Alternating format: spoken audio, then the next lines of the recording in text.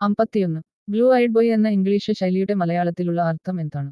A. വികാരത്തിനടിപ്പെട്ടവൻ. B. ഏറ്റവും വേണ്ടപ്പെട്ടവൻ. C. ദീർഘവീക്ഷണമുള്ളവൻ. D. അനേകം കഴിവുള്ളവൻ. ഉത്തരം ബി. 52. ദർശിക്കുന്നവൻ എന്നർത്ഥമുള്ള പദമേത്? എ. ദർശകൻ. ബി. ദ്രഷ്ടാവ്. സി. ദർശൻ. ഡി. ദ്രഷ്ടാവ്. ഉത്തരം ഡി. 53. കട പ്ലസ് കോൽ ചേർത്തെഴുതുക. എ. കടക്കോൽ. ബി. കടക്കോൽ. സി. കടകോൽ. ഡി. കടാക്കോൽ. ഉത്തരം ഡി. 54. ഇമ്പം എന്ന പദത്തിന്റെ വിപരീത പദം കണ്ടെത്തുക. എ. വമ്രം. ബി. കമ്പം. സി. തമ്പ്രം. ഡി. തുമ്പം. ഉത്തരം ബി. 55. താഴെ പറയുന്നവയിൽ ശരിയായ വാക്യം ഏത്? എ. നിയമലംഘകരെ തീർച്ചയായും ശിക്ഷിക്കുക തന്നെ വേണം. ബി. ഓരോ കട തോറും അവർ നോട്ടീസ് പതിച്ചു. സി. അച്ഛൻ പെട്ടെന്ന് മരിക്കുകയാലാണ് എന്റെ പഠിപ്പ് മുടങ്ങിയത്. ഡി. ഈ മാസം ഏതാണ്ട് 10ഓളം സിനിമകൾ അയാൾ കണ്ടു. ഉത്തരം സി.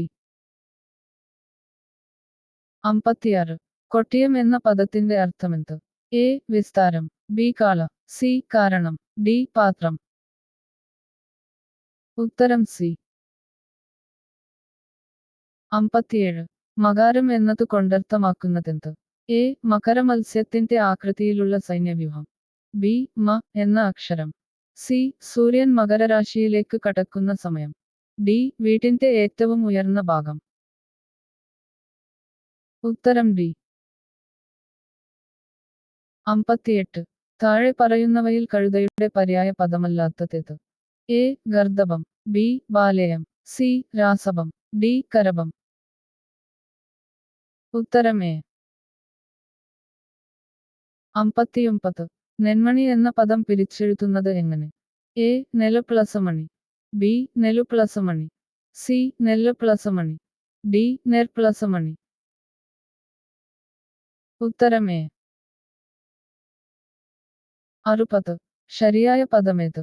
എ. ശ്വേതം. ബി. ശ്വാതം. സി. ശോതം. ഡി. ശ്വേതം. ഉത്തരം ബി.